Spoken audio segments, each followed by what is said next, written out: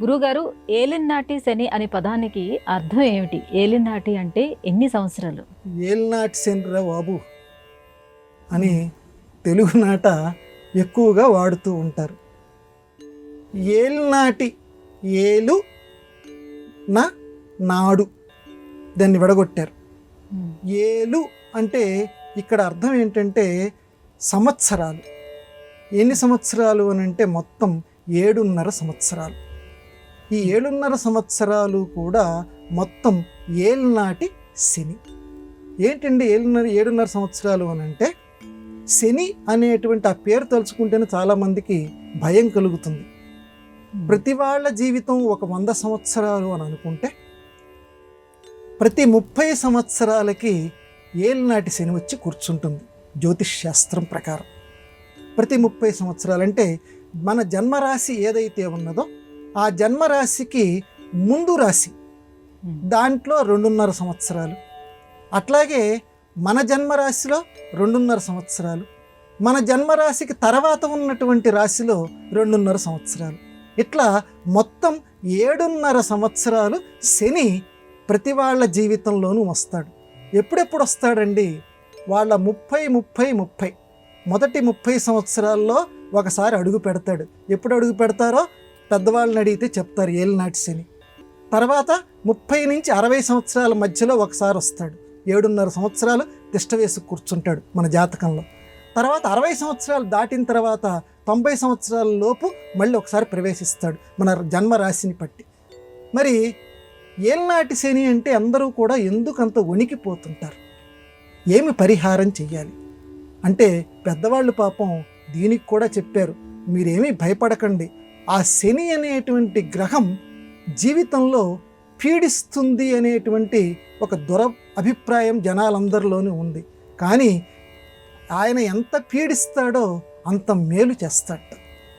ఇప్పుడు ఆ శని చక్కగా తనకి ఆరాధ్య దైవమైనటువంటి పరమశివుణ్ణి ఎవరైతే తలుస్తారో, ఆ శనివారం, ఆ శనిగ్రహం పేరు మీద ఉన్నటువంటి శనివారం, లేకపోతే వెంకటేశ్వరుణ్ణి ఎవరైతే కొలుస్తారో వాళ్ళని శనిగ్రహం ఆ 7.5 సంవత్సరాల పాటు చేయవలసినటువంటి కార్యక్రమం ఏంటంటే, ఆ ఏలినాటి శని అని తెలుసుకున్న తర్వాత తనకిష్టమైనటువంటి వెంకటేశ్వరుణ్ణో పరమశివుణ్ణో రోజు ఎలాగూ ధ్యానం చేస్తాం. ఇంకా విశేషంగా స్వామి నా జాతకంలో తప్పనిసరిగా శనిగ్రహం వస్తోంది ఈ 7.5 సంవత్సరాలు, ఇవి కనుక నేను చెయ్యకపోతే ఆయన నన్ను ఇంకా రకరకాల రోగాలతోటి, ఎందుకంటే శని పట్టిందంటే అర్థం ఏంటంటే ఇక ఎంతమంది డాక్టర్ల దగ్గరికి వెళ్ళినా ఆ రోగం పోదు, ఎంత ప్రయత్నం చేసినా ఇంట్లో అమ్మాయి పెళ్ళి కాదు, ఇక ఏ పని చెయ్యాలనుకున్నా ఆ పని అవ్వదు, అంతగా పీడిస్తాడు శని. ఇట్లాంటి ఏలినాటి శని ఇబ్బందులు ఏవైతే ఉన్నాయో స్వామి ఇవన్నీ నాకు తొలగించు అని చెప్పి రోజు చేసే పూజ కంటే కూడా ఏలినాటి శని పరిహారార్థం తప్పనిసరిగా నీకు ఇష్టం వచ్చిన శివుణ్ణో వెంకటేశ్వరుణ్ణో వీళ్ళిద్దరినో ఒకరిని తలుచుకుంటూ ఆ శనివారం పూట హనుమంతుడి అంటే కూడా శనికి చాలా భయంట, అందువల్ల ఆధ్యానం కూడా చెయ్యండి. వాటితో పాటు ఒక సద్బ్రాహ్మణుడికి నువ్వుల దానం చెయ్యాలి. నల్లటి వస్తువులు, వాటిని కనుక నలుపు శివుడికి యొక్క భక్తుడైనటువంటి శనికి చాలా ఇష్టమైనటువంటిది, అందువల్ల నలుపుకి సంబంధించినటువంటి వాటిని దానం చెయ్యాలి. అంటే ఆ దానం తీసుకునేవాడు కూడా అందుకు సమర్థుడిగా ఉండాలి. ఎందుకంటే తాను ఎంత దానం తీసుకుంటున్నాడో దానికి 100 రెట్లు గాయత్రీ మంత్రం ఆ తీసుకున్నటువంటి దోషాన్ని పోగొడుతుంది.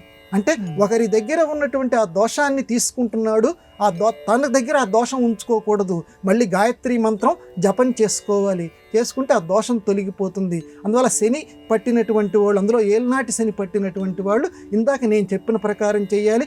అన్నిటికంటే గొప్ప విరుగుడు ఏంటంటే చక్కగా స్వామిని మనసారా తలుచుకుంటూ ఉంటే, ఎందుకంటే శని శివుడి కంటే గొప్పవాడు కాదు, శని వెంకటేశ్వరుడి కంటే గొప్పవాడు కాడు. ఆ మనస్సులో అది పెట్టుకొని, మనస్సు ఇంకేంద్ర నాకు పట్టేసింది, నేను ఏది పట్టినా అవటం లేదు అని చెప్పేటటువంటి ఆ నిరాశని వదిలేసి నేను చెప్పినట్లుగా ధ్యానం చేయండి. ఆ ఏలినాటి శని నుంచి అందరూ విముక్తులు అవుతారు.